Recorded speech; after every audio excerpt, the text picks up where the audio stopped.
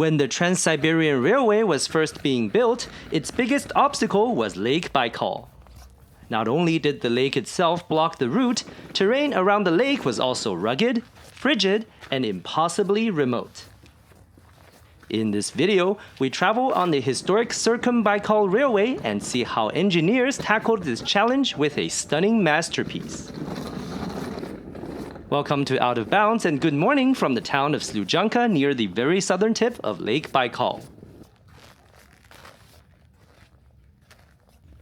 We begin today's journey at Sluzhanka 1 railway station. Constructed between 1902 and 1904, the station building is designed by Italian architects and engineers that came to the region to assist with the tunnels and viaducts of the Circum-Baikal line. As such, this structure mimics a compact European fortress and is entirely made of unpolished local marble. After a security check, we're inside the station. The suburban window is where you can buy tickets to today's train, which does not have seat reservation and is not available online. For 214 Russian rubles, you can travel almost 5 hours over the entire operating length of the Circum-Baikal Railway. What a bargain! If you have a few minutes to spare before the train, there is a small but detailed exhibition showcasing the area's nature and history. It has been part of the station since a major renovation in 2005 and is well worth a visit. It's almost time to board, so let's head outside.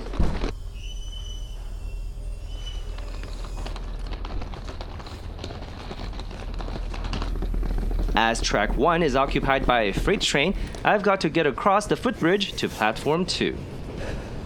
Today's train is the 6801 service from Sluzhanka 1 to Port Baikal, scheduled to cover the 94-kilometer section in the very leisurely 4 hours 41 minutes. It runs using an RA2 rail bus, a diesel multiple unit manufactured by Metro Vagonmash in 2006. This 3-car unit, nicknamed the Nerpochka, has been running the Circum-Baikal Railway with this unique livery since 2023.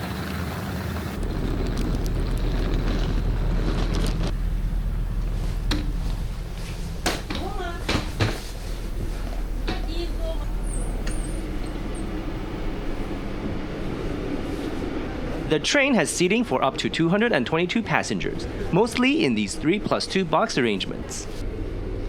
The seats are fairly comfortable as they have small headrests and are well cushioned.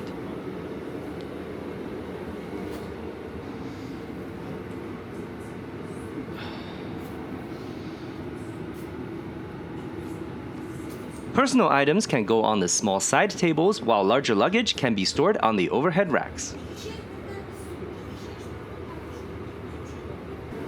Carriages of this train are permanently coupled. Passengers can move between the cars through these walkways if needed. Inside of the train is of course quite toasty, so definitely be prepared to remove some layers. For a 20-year-old suburban train, its facilities are in pretty good shape.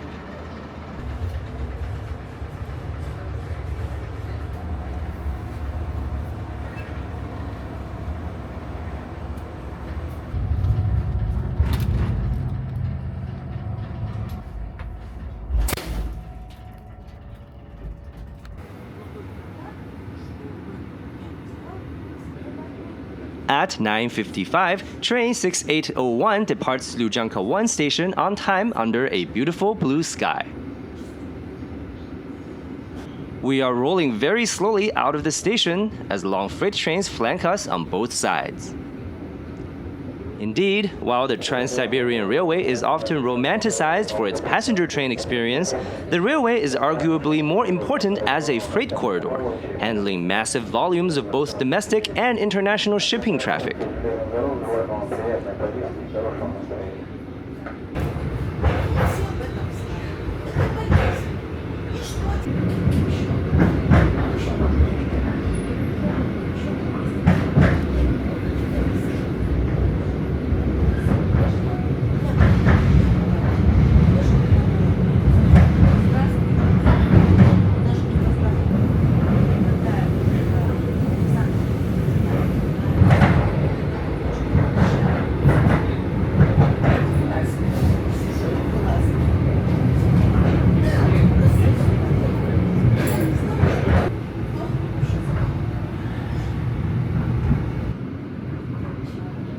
After crossing a couple of rivers, the train is coming up on the Sluzhanka 2 station.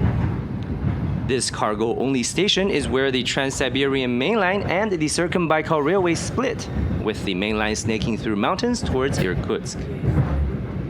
We, on the other hand, are rounding the westernmost point of Lake Baikal and continuing east along the lakeshore.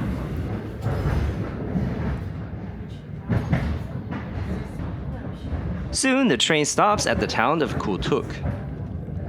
Founded in 1647, Kultuk holds the distinction of being the very first Russian settlement established on the southern shores of Lake Baikal, built on the site of an ancient nomadic camp belonging to the local Evenki tribes. Its growth accelerated after 1796, when Empress Catherine the Great ordered the construction of a postal road through the area. By the 19th century, word about Kultuk's pristine nature had already spread among travelers and writers.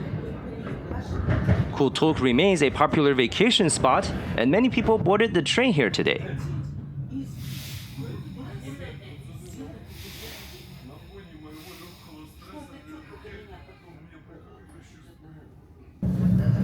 Located deep in the heart of Siberia, the Circum-Baikal Railway is where human ambition collided with the unyielding forces of nature. Measuring just 94 kilometers today, this now isolated stretch of track was once known as Russia's Golden Buckle, as it was the final critical link that held the Great Siberian Way together, connecting Moscow to the Pacific Ocean. To properly understand the Circum-Baikal Railway, we must travel back to the turn of the 20th century. At that time, the Trans-Siberian Railway was rapidly marching across the Russian Empire. But it faced an unavoidable obstacle right in the middle, Lake Baikal itself. In the early years, before the construction of the Circum-Baikal Railway, the entire train network broke down on Lake Baikal's shores. Cargo, passengers, and even whole train carriages had to be loaded onto massive icebreaker ferries. Two such ferries, the SS Baikal and Angara, were built in pieces at Newcastle, UK, hauled halfway around the world, then painstakingly assembled on these very shores.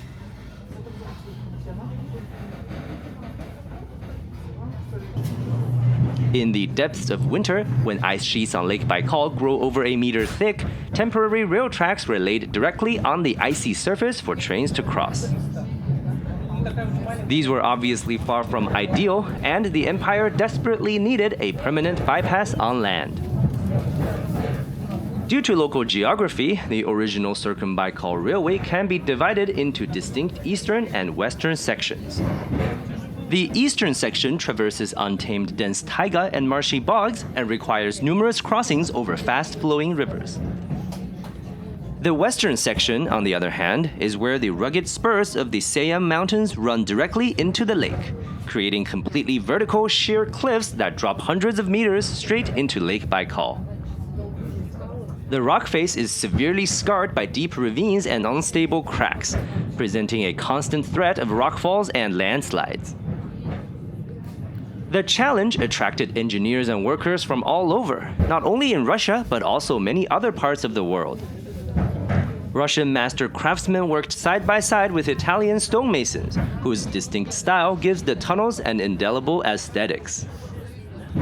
They were joined by Albanian, Greek, Turkish, Austrian, Chinese, and Japanese laborers, alongside convicts and political exiles permitted to work by special imperial decree. They endured the unforgiving Siberian climate, primitive living conditions, and brutal physical labor to carve this path out of solid rock. What resulted is widely considered an engineering masterpiece. In terms of structural density, the Circum-Baikal Railway has no equal anywhere else in Russia. With a still operating span of less than 100 kilometers, the railway goes through 39 distinct tunnels, ranging from short passages to tunnels over 700 meters long. There are also 470 bridges, viaducts, and water culverts, alongside roughly 280 retaining walls that hold back falling rocks. The first track of the Circum-Baikal Railway was laid between 1901 and 1905, followed by a second track between 1911 and 1915. Thus, the Circum-Baikal Railway became the main line of the Trans-Siberian corridor, playing a crucial role in Russia's tumultuous revolutions and wars during much of the first half of 20th century. Still, this was the most treacherous stretch of the whole Trans-Siberian Railway. There is even a legend saying that, during the chaos of the Russian Revolution, a heavily armored train carrying a large portion of the Tsar's gold reserve derailed from the Circum-Baikal Railway, plunging directly into the watery abyss and forever out of human reach. After World War II, a more direct transfer line between Irkutsk and Slyuzhanka was upgraded and became the Trans-Siberian main line that is used to this day. Furthermore, with the construction of the massive Irkutsk hydroelectric power station dam in the 1950s, part of CBR's original tracks between Irkutsk and Port Baikal was permanently submerged beneath the rising waters, turning this magnificent western segment along the lakeshore into an isolated dead-end branch line.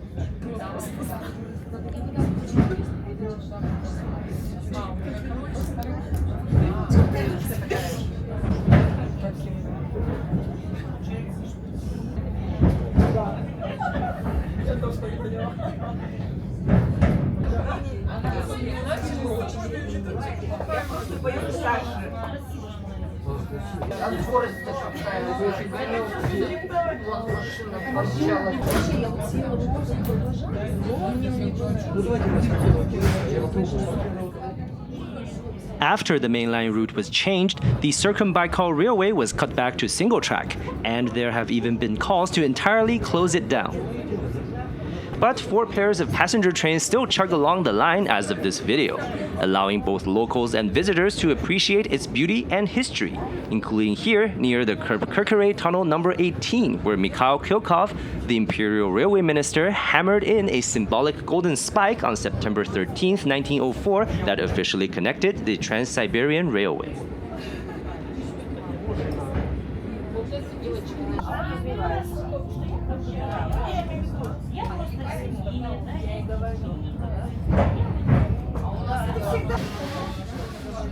Many other sites along the railway are also protected for their historic and archaeological value. And the entire railway has been part of the overall Lake Baikal UNESCO World Heritage Site since 1996.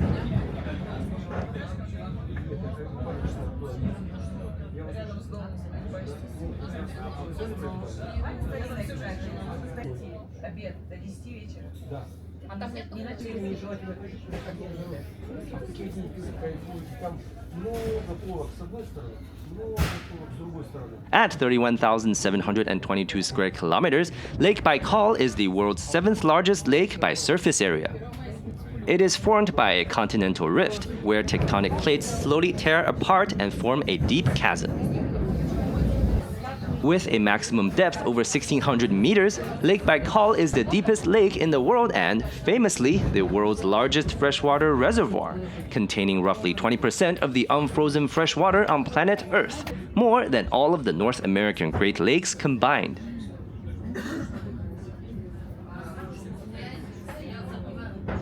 Indeed, while the surface is now covered with solid ice up to 1 or 2 meters thick, the lake is so exceptionally deep that the vast majority of its volume never freezes. In deeper parts of the lake, the pristine water remains around 4 degrees Celsius year-round. The freezing and thawing at the surface, however, does cause the temperature gradient of the lake to seasonally invert, leading to significant convection. This churns oxygen-rich water throughout the lake and allows life to thrive at incredible depths, making Lake Baikal one of the most biodiverse ecosystems in the world.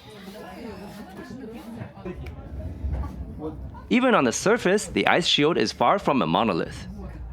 Due to temperature fluctuations, the ice sheets constantly expand and collide, creating hummocks along the shore. The ice also sometimes cracks with a sound like snapping string or thunder. Local legends say this is Baikal, personified as an old man speaking to the spirits of the mountains.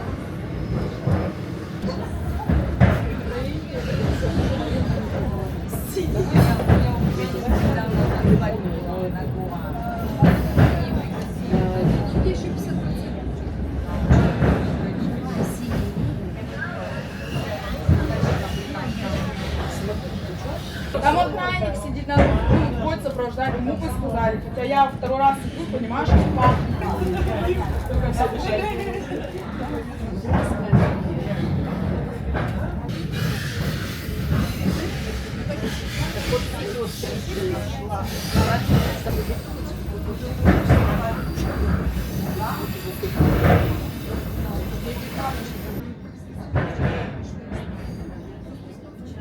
We're nearing the terminus of the line, Port Baikal, a settlement on the left bank of the Angara's source.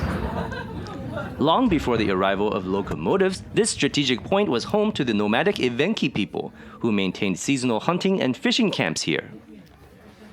When the Trans-Siberian Railway originally reached the lake from Irkutsk, Port Baikal became a bustling transshipment base, as it was here the icebreakers SS Baikal and Angara worked day and night transferring entire trains across the deep water to the opposite shore. After CBR became a spur line in the 1950s, Port Baikal dwindled, and today it is just a small town of a few hundred residents.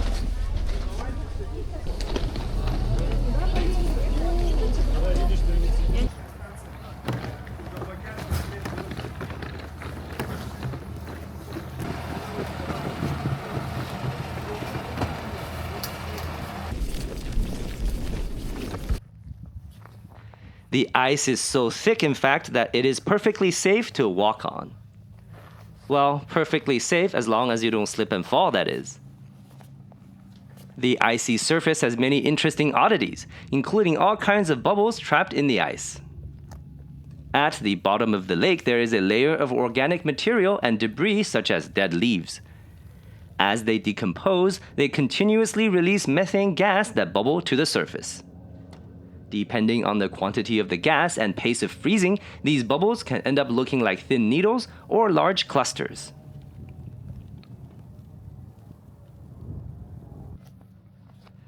Port Baikal's economy mainly depends on tourism, and even now there are quite a few ships docked at its harbor.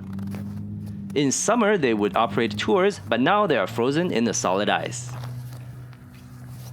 Some of these ships are apparently also used for survey and research purposes, though they look to be in pretty rough shape.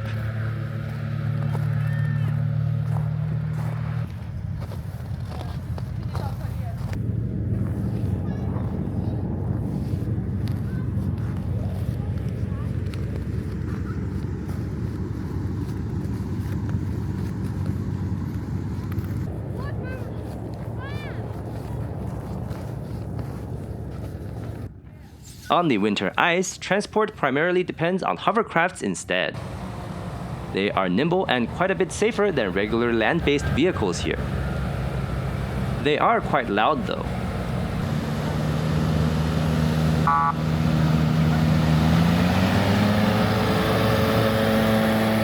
We, however, will cross over to the resort town of Listvianka on the other side of the Angara River using a traditional ferry. I've done a bit of research ahead of time, but I still had so many questions. How does it work during the winter? Would they switch to a hovercraft? Or do we just walk across the river on ice? Actually, the ferry service uses the same boat year-round. And at the pier, on one side is the completely frozen Lake Baikal, and on the other side is the totally normal-looking Angara River. How is this possible? Is it magic? Well, it turns out the source of the Angara never freezes, even in the most brutal Siberian winter where air temperature drops to minus 30 or 40 degrees Celsius.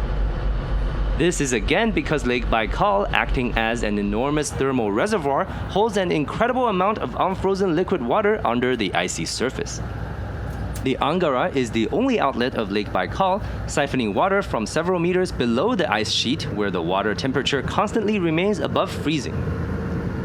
Today it is just around minus 10 degrees Celsius and the water looks fairly calm.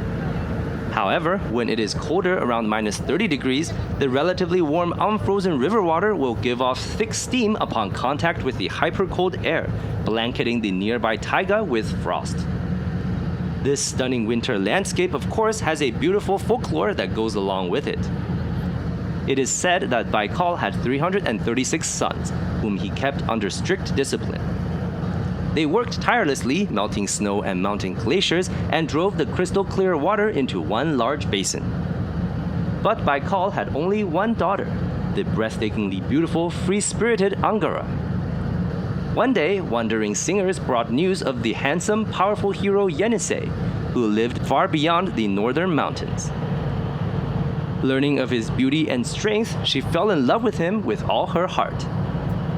However, her stern father had already arranged for her to marry the old warrior Irkut.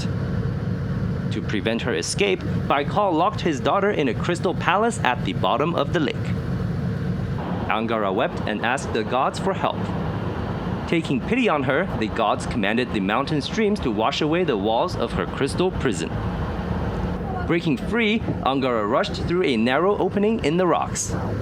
Old Baikal woke up from the noise and rushed in pursuit, but Angara was already running away. Infuriated, Baikal threw rocks at his daughter, but the seagulls warned Angara, so she dodged them. Angara eventually ran to Yenisei, embraced him, and they journeyed together toward the Arctic Ocean.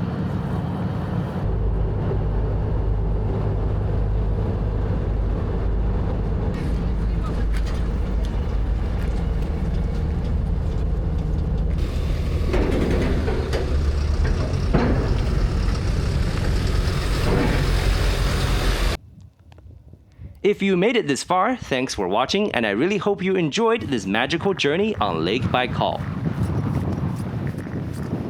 Don't forget to like and subscribe for more travel and transit content.